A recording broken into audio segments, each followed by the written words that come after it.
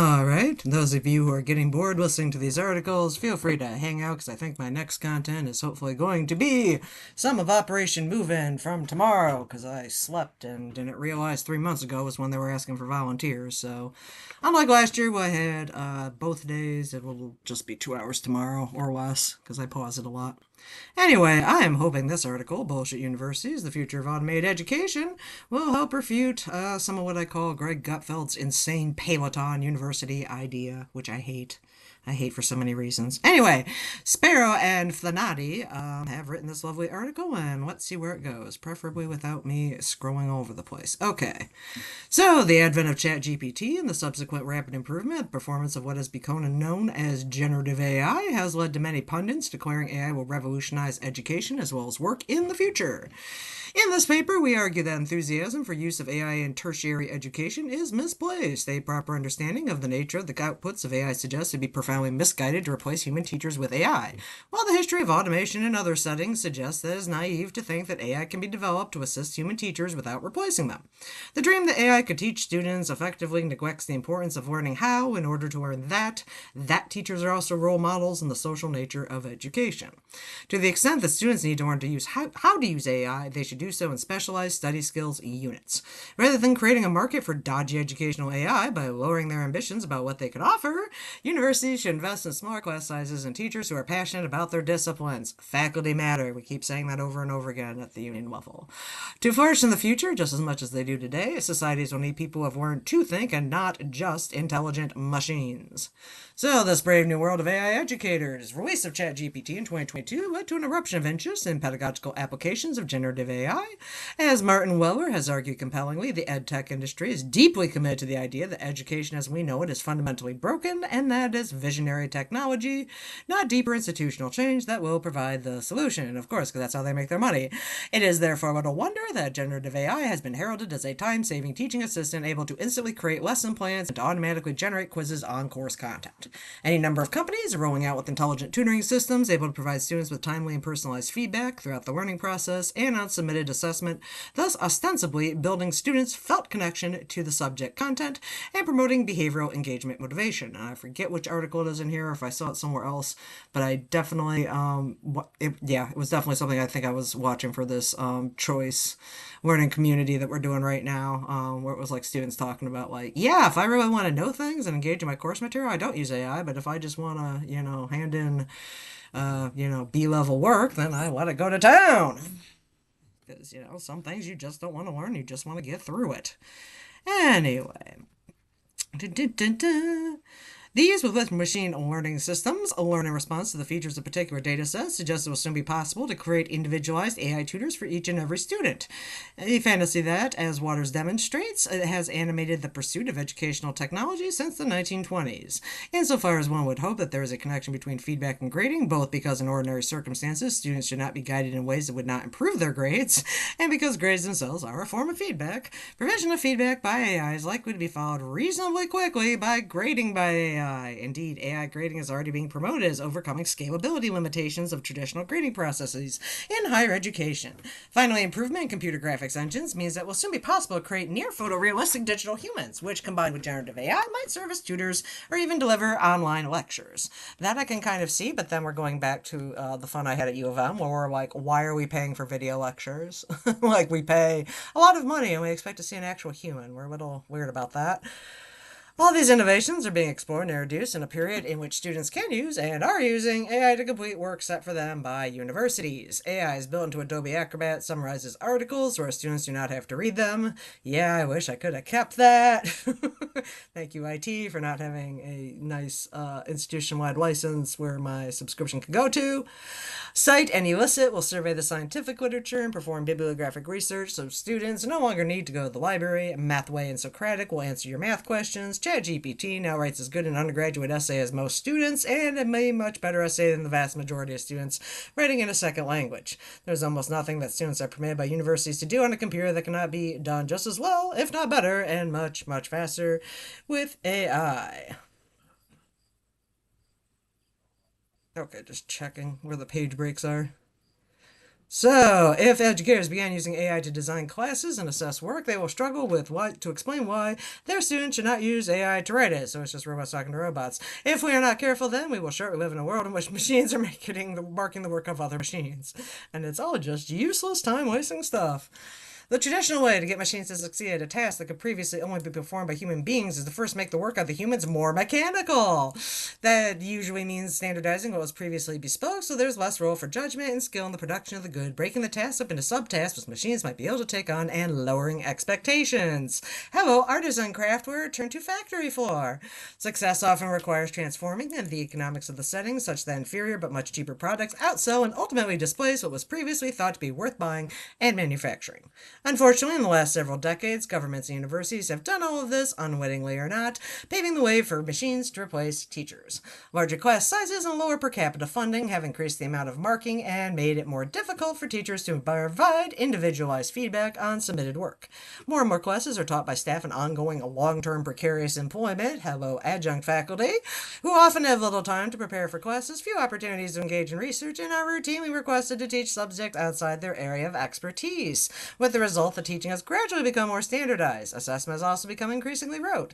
If they are not answering multiple choice questions, the majority of students submit work that consists of a pastiche of sources, minimally rewritten so as to avoid accusations of plagiarism. By and large, their essays avoid taking controversial, let alone original positions, which would require that they argue for themselves and risk pissing off their instructor. The staff then use the quality of writing in the result as proxy for the extent of the student's understanding and their capacity to construct an argument. Students get good grades for stringing an argument together out of the claims of others regardless of its conclusions, as long as the latter are within some acceptable range. This dynamic is especially present in humanities disciplines because, for various reasons, some good, some bad, teachers have become reluctant to engage with or criticize the substantive intellectual content of their students' essays or exam answers. The emphasis on student evaluations has meant that university teachers are incentivized to massage relations and affirm student identity rather than uphold rigorous disciplinary standards. Seldom is a student told what they claim to believe is wrong or untrue, or given a poor grade on that basis. The advent of the internet encouraged this style of writing as it became easier for students to find vaguely related sources and access examples of similar pastiche.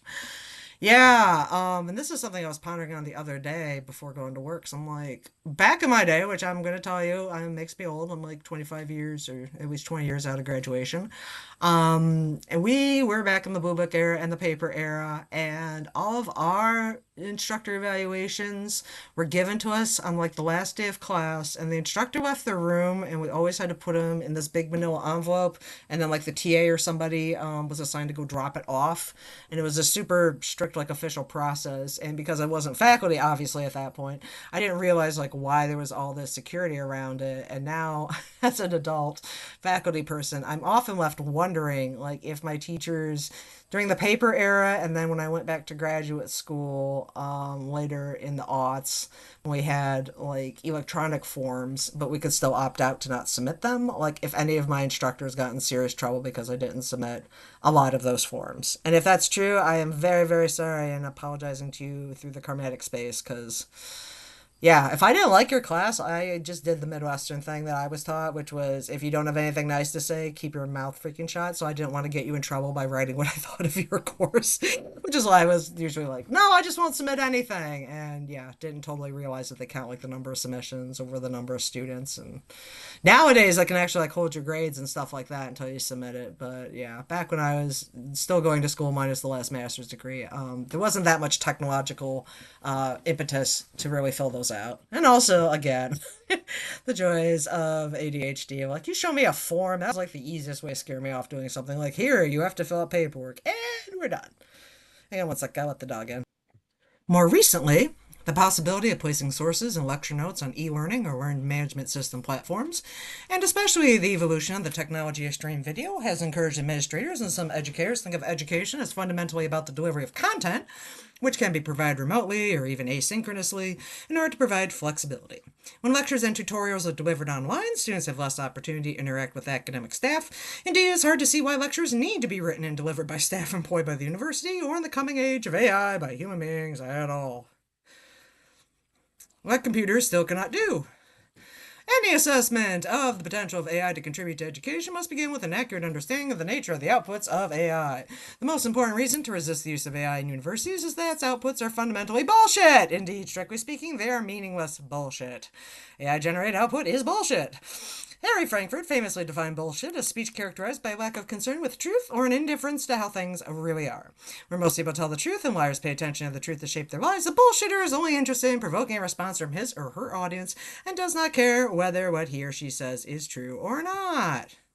Yeah, that sounds like some of my family. No comment. The outputs of generative AI are, not to put too fine a point on it, bullshit in Frankfurt's sense. As we'll argue further below, one reason why this is true is that generative AI systems do not care about the truth. Insofar as they are unfeeling machines, they do not care about anything at all. However, another reason, generative AI has no access to the world and thus to truths about it, but only to things that human beings have said about the world, typically in the form of collections of text written online. Notoriously, not everything on the internet is true. Moreover, except in the rare case in which an AI has sensors, AI is unable to test what it knows against the world. Instead, AIs learn whether they should repeat a particular claim by seeing how human beings respond to it. That is to say, they are motivated by the desire to produce a particular reaction in their audience, to convince them of the soundness of their response, rather than by the desire to say something true. They are then, fundamentally, bullshitters. Importantly, that the outputs of AI are bullshit does not necessarily mean that they are untrue, nor that even that they cannot sometimes serve to justify beliefs. As Frankfurt puts it, although bullshit is produced without concern for the truth, it need not be false. Just as a bullshitter may, despite not caring about the truth, sometimes achieve his or her rhetorical goals by uttering only true claims, so too may AI sometimes, perhaps even mostly, produce outputs that reliably correspond with state of affairs in the world. But the AI-generated output is meaningless. One might have thought that, in fact, the AIs do not care about whether their outputs are true or not would already be sufficient to disqualify them from use in most educational settings. However, the problem with the outputs of AI is deeper still, for reasons that are yet to be widely recognized. To understand why, we need to take a brief detour into social epistemology, the science of how we come to have knowledge. Descartes famously wondered whether he was justified in believing the evidence of his own senses. However, most of what we know comes from other people. We are able to learn about things of which we have no personal experience, distant places, far off times, rare phenomena, because other people tell us about them, we believe them, and we are justified in believing them. That's to say, much of what we know we learn from the testimony of others. Unfortunately, AI cannot testify, cannot tell us anything. This is the case because telling someone is an act for which a person may be held responsible. If someone provides false testimony or fails to exercise due epistemic care in the formation of beliefs that they then communicate to others, then we will typically criticize them for it. It is wrong to lie, to falsely claim knowledge, and be cavalier about the truth. However, as is almost universally acknowledged, machines are not moral agents. Being unable to act, computers cannot testify, they do not care about the truth, and cannot be held responsible for the outputs they produce, which is interesting, seeing as my last degree was in security, and a lot of what we were talking about was like fidelity and things like that. And accuracy and fidelity do not necessarily have to be the same thing. Like, it can preserve a wrong state is sort of the shorthand on that. The computers cannot testify, is obscured by the predominance of empiricism and a consequent focus on the role played by evidence in our thinking about the justification of belief. Although most of what we learn from others and learn from their testimonies, it's possible to treat what other people say as evidence, which provides a different route to the justification of belief. Just as I can learn that it is raining outside by the fact that people entering the building are carrying wet umbrellas, I can learn that it is raining by the fact that people are complaining about the rain to each other, even when they are not telling me anything. Indeed, even if I know that someone is lying to me, I can form beliefs on the basis of what they say. Your testimony plays no role in the justification of belief. As we noted above, despite being bullshit, the outputs of many well-designed AIs may track even if they are not motivated by a concern for the truth. That is to say, they may serve as evidence in favor or against beliefs. If an AI has only ever told you it was raining when it was raining, then the fact that it tells you it is raining can serve as evidence of rain.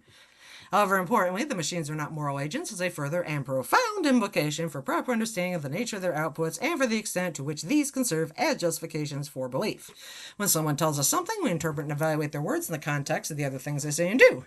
If someone tells us they just saw a crow and then mentions its beautiful song and light brown plumage, we quickly realize that they do not know what a crow is and that they are talking about a nightingale. It is the connections between sentences and behavior that gives words their meaning. Philosopher Robert Brandom has developed this idea at length in his inferentialist semantics. According to Brandom, and we believe he is right in this, the meanings of words are determined by their use, and in particular by the inferences that they support.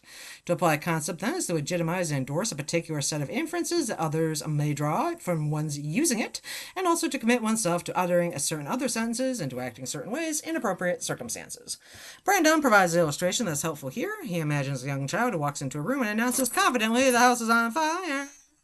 However, the child does not run, shows no fear, and having made this announcement, begins playing with a teddy bear. In such a case, we should say the child does not know what she is saying. She does not understand the concept of fire, saying the house is on fire, and meaning it commits one to various other actions and dispositions, including the disposition, all other things being equal, to freaking run. The inferences to action are included in the inferences that give concepts. Their content has been profound implications for the epistemic status of outputs of machines. As we observed above, machines cannot act, not being moral agents. This implies that what appear to be sentences produced by machines do not have conceptual content and are thus, strictly speaking, meaningless. The fact that AI do not mean what they seem to say is obscured by the fact that their outputs often have the same form of sentences that would have content were they to be uttered by a human being. Like the Wizard of Oz, these machines appear to be clever to the extent that we do the work of granting them meaning by imagining that their outputs were the words of a human being. Okay, so it's kind of like seeing patterns in clouds in the sky and seeing pictures. I could kind of, okay, that kind of makes sense. It's not thinking, it's just spitting random math back at you. As generative AI becomes more sophisticated and its outputs, superficially at least, more impressive, it can be hard to keep in mind there is nothing behind the curtain. There is no mind, no perspective on the world, and no commitment to the truth. If we are cautious, we can learn something from these outputs, which, as observed above, might well attract the claims that would be made by a human expert. A history of reliability can establish that the outputs of AI can serve as a justification for belief. However, insofar as the outputs of AI need to be endorsed either explicitly or implicitly by a human being before they deserve to be taken seriously, there are, as we discussed below, important limits to the extent to which we can learn from AI. And this is one of those things I keep hitting myself up against because it's kind of like, if I had to spend so much time fact checking it, why are we doing this? Like, I may as well just, use my old lazy neurons. Computers in social context. Perhaps the problematic status of the outputs of AI would matter less if we could combine the use of AI in education to roles where a reliable source of strings of text that would have conceptual content were they uttered by a human being might make a useful contribution. Enthusiasts for AI in education typically insist that AI should and will only be used to enhance or supplement the vital work of human educators rather than to replace teachers or reduce the amount of contact students have with human staff. The history of automation in other contexts suggests this is naive. Yes, white-collar people, they're coming for your jobs like they came for ours in the auto industry. Computers, like other technologies, are shaped by the socioeconomic context of their use while at the same time shaping human behavior, and thus are important limits on the ways in which one might realistically anticipate that AI will be used. Automation bias. One way that computers shape human behavior, which is highly relevant to the prospects of their success in educational contexts, is by encouraging human beings to rely upon them. Notoriously, users of computers often come to suffer from what is known as automation bias and overtrust in the outputs of computer. In particular, users will often come to trust that a computer that works most of the time will work all of the time, and let me tell you from working in IT for a long time, that's not true, even if still fallible. Oh, I'm sorry. This is especially the case for systems that are generally reliable, even if still fallible. In part, this is because the task of monitoring a computer, its outputs, is usually more psychologically and often intellectually demanding than performing the task oneself. People struggle to pay adequate attention to temporally extended sequences of events if they are not required to have regular and direct input into them. However, it is also because human beings suffer from a number of well-known biases when it comes to their ability to think without risk, such as we tend to overestimate the salience of experience that are immediately available to us, such as when computers work, and underestimate the impact of low probability events, such as when the computer fails or when it encounters some unusual set of conditions. In educational context, this means the idea that AI could perform tasks previously performed by human beings, but that human beings could check them, is naive. If the grades or feedback provided by AI are usually accurate, teachers will quickly stop reading the work of their students and or checking the reasoning on the computer. Yep, that's us. This task will effectively be handed over to AI completely, even though for institutional and legal reasons, the human staff member is likely to be held responsible should anything go wrong. Displacement of labor, which is my biggest worry. Rather than, or at least as well as, reducing the amount of labor involved in the production of some good historically, computers have tended to change the nature of the labor involved. That is, computers, in substituting for human beings in some part of a production process, create new and different tasks for those human beings. We can see this in, for instance, the increase in number of IT staff and educational designers at universities, as well as the amount of time that teaching staff are required to spend creating websites since the introduction of learning management systems like Moodle, Blackboard, and Canvas. Yes, you never thought you'd be a web designer until you got stuck with a course shell. Tools that were supposed to be labor-saving generated a surprising amount of work outside the classroom. Similarly, AI enters universities, we can expect that staff will need to spend time learning how to use AI, providing and curating data for AI, and checking the outputs of AI. Time spent in these activities will not be spent in face-to-face interaction with the students. And now that I'm thinking about it, back to my old college analogies. One of the things I liked when I went back for graduate school at was that we actually, because we didn't have learning management systems when I was first in undergraduate years. So we had, those of you who are younger, this will blow your mind. We had course packs, which were essentially all the articles in the course, and you would either buy it or pay for the honor and the privilege of Xeroxing it yourself. It had a giant line of like copiers at the start of every semester, and yeah, your teacher would pull those, and I think they had to have them ready by a certain time because they would give them.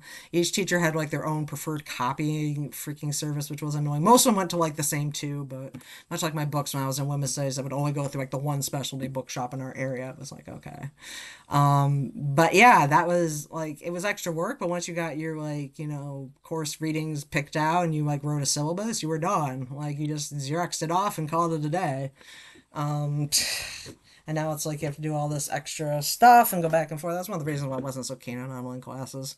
Because it's like, in order to show you're participating, you have to like post twice and comment on 3 other people's stuff. It's just like, this does not feel organic. Anyway, I'm sorry, I'm getting very sidetracked. The economics of automation. Of course, sometimes computers do eliminate certain forms of work, even if their tendency to reduce the overall amount of labor involved in production, broadly conceived, of goods is often exaggerated. Machines will tend to displace humans from particular sorts of work as soon as it becomes cheaper to use the machine than to employ a human being. Ding, ding, ding, fast food. There is therefore a profound tension between the claim that machines can now, or will soon be able to, perform tasks that are currently performed by human teachers, and the claim that AI will only be used to supplement rather than replace human educators. We should recognize the argument about AI helpers for what it is, a Trojan horse to bring about full automation of education. So, why education resists automation? Unfortunately, contemporary enthusiasm for use of AI in educational settings is not solely a byproduct of naivete about the nature of AI and human-computer interaction. It is also a function of a shallow account of what education is and of how students learn. Understanding why education resists automation requires reminding ourselves of some hard truths about what makes for a good education. So, learning how. Educating students requires both inculcating them with a body of truths about the world, including facts about the history of particular disciplines, and teaching them skills essential to the disciplines they are studying and or the profession to which they aspire. That is, it involves teaching knowledge that and knowledge how. Students, in turn, must learn of that and learn how. To the extent that one is worried about students learning various facts, the philosophical concerns above may seem irrelevant. Who cares whether machines are committed to the truth or stand behind their words? What matters is whether their outputs are reliable. Students can memorize a list of facts provided to them by a machine just as well as they can a list enumerated by a human being. Within certain limits, machines can identify when students have made errors in their work and remind them of the correct answers. This is too swift. In various, albeit subtle ways, learning that is parasitic on learning how, and there are important limits to the extent to which machines can teach knowledge how. One cannot learn how to ride a bicycle, or how to carry out surgery, or to perform a titration, or to speak in public from an AI. To learn practical worldly skills, we need to watch closely as other people demonstrate them. More importantly, to develop skills, we need to practice them ourselves and receive feedback from other people who already possess them as we do so. Because eventually you're just trying to impress the other meat people, right? Right. Sometimes verbal advice or criticism will suffice. Sometimes we need someone else to reposition our body or demonstrate the correct technique alongside us. This is not to suggest that computers can make no contribution to learning how. It is, for instance, possible to learn some skills by watching videos, which presumably could be curated or even generated by AI. However, developing a skill still requires practicing it, and there are real limits to what most people can learn without contact with experts in real life. To learn the skills necessary to be a surgeon, a wildlife biologist, a chemical or mechanical engineer then requires that one practice these skills in the relevant real-world context, and also receive guidance and feedback from people who are expert in these skills. Nor is it the case that the importance of learning how is confined to physical skills or education disciplines that require them.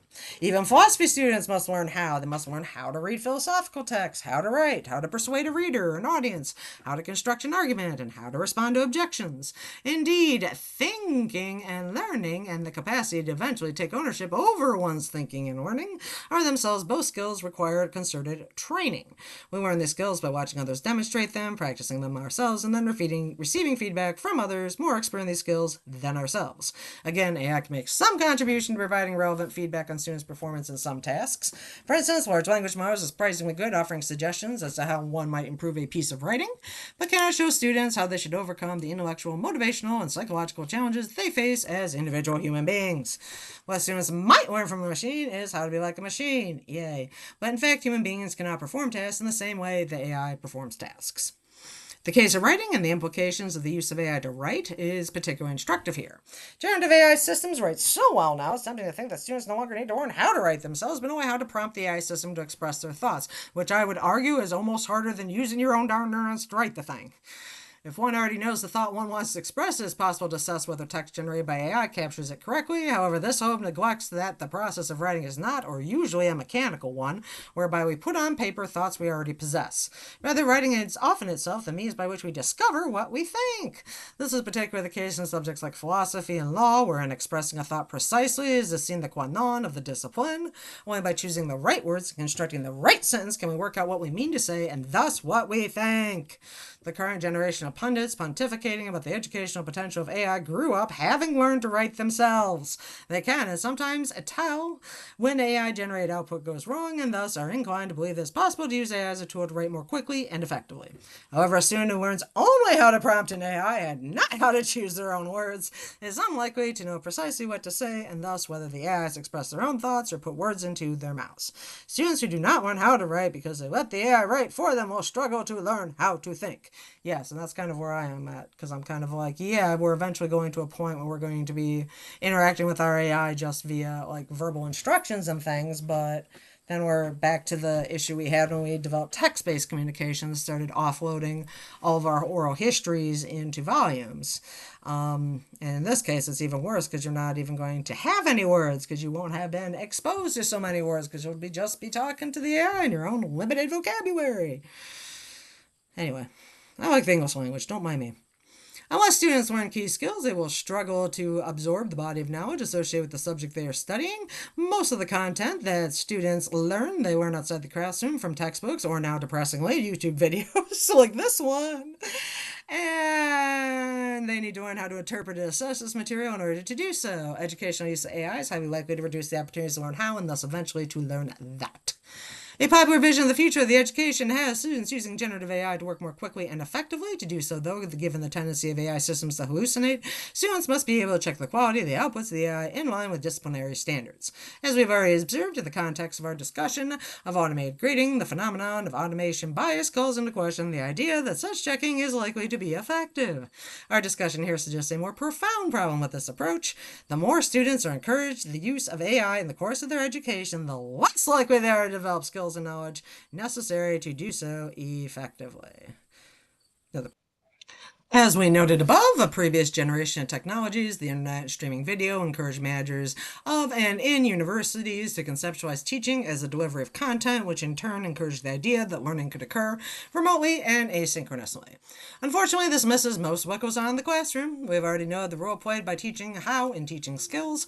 However, equally important is the example provided by teachers when it comes to demonstrating why someone might care about the material being taught. A good teacher teaches a way of being in the world. They show students what it is like to be animated by and called to obedience to the regulative ideals of an intellectual, the academy, and of a particular discipline. Importantly, commitment to these ideals is a moral commitment, a commitment to honesty, to a certain form of selflessness, and to the norms of a community of seekers and knowers. This is one of the reasons why contact with a good teacher can be so transformative. Students discover someone they admire cares about the material they are studying and what it means in practice to care about it. They learn what it means to be a philosopher, a historian, a mathematician, a doctor, an engineer, and are given the opportunity to imagine that they might become such a person. Bad teachers also teach their students something, be it inadvertently, what it is to fall short of the standards internal to their discipline. Even if an AI were to perform perfectly when it came to the production of educational content, it would not serve as an example to students. It could not teach students why they should care about or how they should relate to the material they are studying. The problems that AI needs to overcome to perform well in science, mathematics, history, philosophy are not the challenges that students need to confront and overcome in order to learn and flourish as scientists, mathematicians, historians, or philosophers. Education and others. Whenever and wherever AI is used in an educational setting, a machine will be doing something that might otherwise have been done by a human being. As we suggested above, whether advocates intend this or not, the economic imperatives informing enthusiasm for the educational use of AI tend towards a world in which students only interact with AI, which is great because we need more layers of abstraction between us and other humans. This grim vision of the future of education neglects that education is social in ways that extend from the mundane to the profound.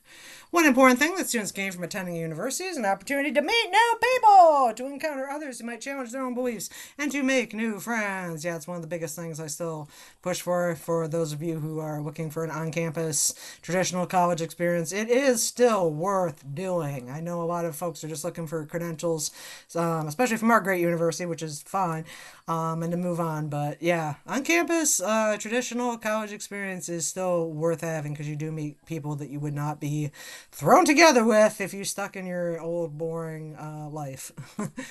Anyway, relationships students establish on campus are a form of social capital. Classmates today are philosophical interlocutors, artistic collaborators, or business partners tomorrow. Students also learn social skills in the classroom. They learn how to speak in public, to frame an argument so it convince an audience, and to offer and receive criticism of the arguments and work of others. These are skills they will need in the workforce, as well as in the pursuit of knowledge. It is not possible to learn these skills except through relationships with other people. In the course of practicing and learning these skills, students also enter into the social world in a more profound way. They experience what Hegel termed recognition. That is, they discover their own moral and political status and that their authority in relation to knowledge claims through their relationships with others who recognize them as having such. This recognition has a subjective and objective component. Subjectively, students grow more confident, which allows them to assert themselves when they leave the university and enter the workforce. Yeah, that's definitely something that the next generation needs help with. Objectively, students are acknowledged as a source of claims to whom respect is owed. We express that respect when we provide reasons for the way we treat them. We enter the kingdom of ends and become citizens in a democratic polity by means of the recognition others grant us as ends in ourselves. Finally, education is social because language, concepts, and knowledge are social. This in turn means our mental life is fundamentally social. It is through conversation and exchange with other moral agents with ends and perspectives different to our own that we learn what the language in which we express our thoughts and desires means, and thus what the thoughts and desires are. Taking teachers out of the classroom, or worse still, taking students out of the classroom and putting them in front of computers would be disastrous for education and for society and culture more generally. It would deprive students of social capital as well as many of the experiences that once made attending universities so rewarding.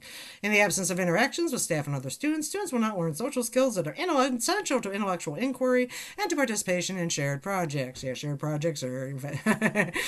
The joy of shared projects is vastly overblown, but yet we still have to do them.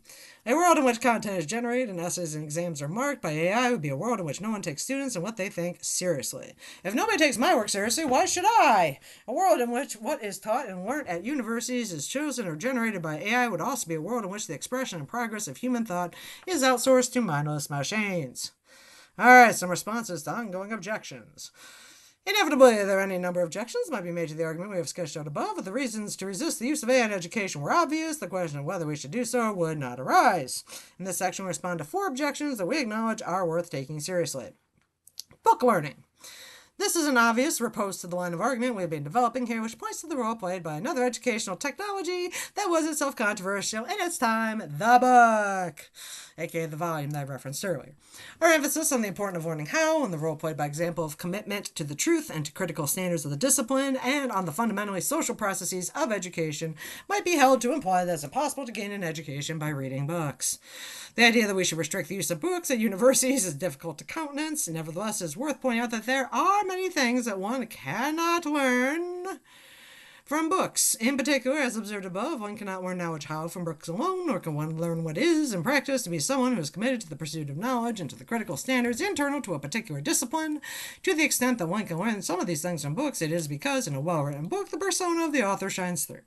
This highlights a fundamental difference between books and AI. Books have authors in a way that the outputs of AI do not. The authority of the text is derived from the expertise and moral standing of the author. We are justified in forming beliefs on the basis of what we read in books because the author stands behind the work. If the claims in the books are false or morally pernicious, we rightly blame the person who wrote it and sometimes the person who published it too. Trying to learn from AI is like reading a book without an author. And most chatbots and other AI systems have designers. Designers do have some responsibility for the outputs of AI. Elon Musk's Borg is notably different in tone and style than Microsoft Copilot or Google's Gemini. Moreover, if the outputs of an AI play a role in bringing about bad consequences, the designer is one of the people who might possibly be held responsible for those consequences. Nevertheless, the designers of AI do not and cannot stand behind the words generated by an AI in the same way that an author stands behind the words in a book. An author, after all, chooses his or her own words, and in an important sense, their words are their own. A designer of a generative AI creates a machine that produces outputs that he or she may never see and perhaps never could have imagined. Students can learn from texts because books contain and express the thoughts of experts in the field. The authors of these books stand behind their words, and the claims therein count as a form of testimony. As we have seen, the outputs of AI do not express anything at all. At most, they parrot the words of others, even when they do so accurately. Their claims do not count as testimony and do not place us under the same obligation to take them seriously. All right, access and equity, which is one of the things I worry about. Much of the contemporary enthusiasm for the use of AI in education arguably derives from a techno-fetishism present in the broader culture, accompanied by the desire of universities and educators to be seen as progressive and on side with progress in science and engineering. More cynically, some administrators clearly see AI as a mechanism for reducing staff numbers and cutting costs. However, there are at least two morally admirable reasons for enthusiasm for AI. Many people, especially in the global south, but also in First Nations and other marginalized communities in the global north, are currently unable to access higher education either because of geography or as a result of poverty or both. Online classes enhanced with AI have the potential to radically expand access to education. Systems that use machine learning are also well suited to identifying strengths and weaknesses in the performance of an individual student or group of students and structuring an educational program to suit their learning needs. These are genuine virtues of AI. However, assessment of their implications must begin with acknowledging the force of the critique we developed above. AI is likely to greatly expand access to and or individually tailor an education that's significantly worse than that which traditional educational institutions aspire to provide. Indeed, any education provided by AI would lack key features of a traditional education, requiring students to teach themselves essential skills as well as to develop a love of their discipline in the absence of role models. Whether it's appropriate to offer those who are already socially and economically disadvantaged an inferior education because the alternative would be nothing is an open and difficult ethical question. That embracing AI would degrade the quality of education offered to those currently privileged enough to be able to access it also needs to be factored into this deliberation. It is also worth noting that there are alternative ways to expand access to education that do not involve AI. For instance, making textbooks open access and investing in education locally and or correspondence courses, and that may be in fact more accessible to potential students in the global south, as well as marginalized communities, including First Nations in the global north, by virtue of not requiring students to have access to a computer, a reliable source of electricity, and the internet. Given the historical failures of universities in the global north to make education cheaper and more widely available via such low-tech methods, one might reasonably conclude that contemporary enthusiasm for the idea that AI will improve access to education represents the attraction of a technological fantasy where a solution to a political problem is required. Amen. And the future of work. Another objection to resisting the introduction of AI into educational settings points to the likelihood that students will need to be able to use AI effectively when they enter the workforce. That's pretty much why we're doing it. If the sorts of jobs graduates are likely to get will involve using AI, then it's important they learn how to use it and how to think critically about what it can and cannot do. If one really believed AI would revolutionize the nature of work, then you might have thought that it followed that universities should hold off changing what, and more importantly, how they teach, until the nature of this revolution becomes clear. We suspect that whatever the future of work, the core skills taught by the traditional university being relevant and valuable, and perhaps especially if we may be forgiven for sprinkling our own discipline, those taught in philosophy, because this is a philosophy journal. That said, we agree that it is important that students learn how to use AI and use it well. However, that AI is a tool that students will need to learn how to use, as well as the powerful technologies appropriate to study in, for instance, classes of philosophy of technology or the history and philosophy of science, does not establish that students should be taught by AI. Moreover, teaching students how to use AI is best thought of as akin to teaching them how to use the library catalog or construct a bibliography, other important skills that are most appropriately taught in specialized study skill units rather than the course of education in particular disciplines. In classes in philosophy, literature, sociology, etc., students should be studying the work of key thinkers in each discipline rather than wasting their time on the meaningless outputs of machines. So actually existing universities. There is a final objection to our criticisms of the use of AI in education that accuses us, with some justification, of utopianism about what universities offered before the advent of AI. Ain't that the truth? It has been many years since most Australian universities offered students an education that proceeded via talking at length in small groups after exposure to experts who were deeply committed to the truth and whose intellectual lives were governed by the standards internal to their discipline, if they ever did. Moreover, even when it comes to the most passionate and engaged students, there are some things that they need to learn by rote, cataloging, or skills at which they need only an uninspired competence, such that it seems plausible that AI might teach these things. More cataloging. A more realistic account of the education being offered by actually existing institutions makes it more plausible to believe that AI could improve upon it. We're not doing so great as is, so shrug. It is worth observing that this is a prime example of the phenomenon to which we drew attention above, whereby people make it more possible to imagine automation succeeding in some tasks by lowering their standards. Yes, this drives me crazy because everyone's like, you can't resist the advent of AI. And I'm like, yes, you can. You get enough angry people, they will throw their shoes in the machine. That's the origin of the word sabotage, in case you didn't know that. Anyway, nevertheless, there is some truth in the charge that we want to hold AI to a standard that much contemporary education often fails to meet, and to reject AI on that basis. Where others are optimistic about AI because they're pessimistic about the future of education, we choose to be optimistic about what societies could achieve if they invest in education itself rather than shiny, shiny AI. I don't say shiny, shiny, but we had a boss who used to constantly say that, like, he loves the shiny, shiny things. I do too. They're very alluring. Back to the future. The best thing that can be said about enthusiasm for use of AI in education provides an opportunity to think seriously about the significance of the outputs of AI and about how and what students learn at university. Unfortunately, this is an opportunity that seems to be mostly being missed in the current moment. Despite the impressive advances in generative AI over recent years, the outputs of these systems are neither oriented towards the truth nor connected to action in such a way as to have conceptual content until they get, put in the robots that can move around. Employing AIs as teachers would undermine the authority of all teachers and of the body of established knowledge that they aim to impart to students. Moreover, students must learn how, in order to learn that, to be exposed to personal examples of their teachers, in order to understand what it means to be committed to a discipline, and interact with other students and staff in order to realize themselves as moral agents and citizens. Machines offer little in service of these goals. To the extent that students will need to learn how to use AI, they should do so in units dedicated to this purpose rather than across the whole of their degrees. Rather than investing in AI, good universities will invest in human teachers and students. They will reduce class sizes. Yes, a good old-fashioned thing that is easy to do. Stop making more freaking administrators and hire faculty and pay them like you should. Ensure they are taught by people who are passionate about their field of expertise. Given the ease with which students can now complete any task that they can submit online using AI, those who want to assess what their students know and can do will need to spend more time talking with them and assessing them on that basis, and also require more work to be completed under invigilated conditions. They will prize and award students who can think for themselves rather than those who rely on machines to pretend to think for them. Developments in AI pose profound philosophical, ethical, social, and political challenges the way we live, work, and learn today, unless we all decide to pour water on them. Confronting these will require lengthy and difficult democratic deliberation among educated citizenry. It would be a perverse outcome and a terrible shame if, in their race to embrace AI, universities made this less rather than more likely. So hopefully this worked out as a good repudiation of what Greg Gutfeld keeps referring to as like the peloton method for education. No. Nobody wants to hang out with the robot all day. Let me tell you, I'm working IT and I don't like hanging out with the robots all day.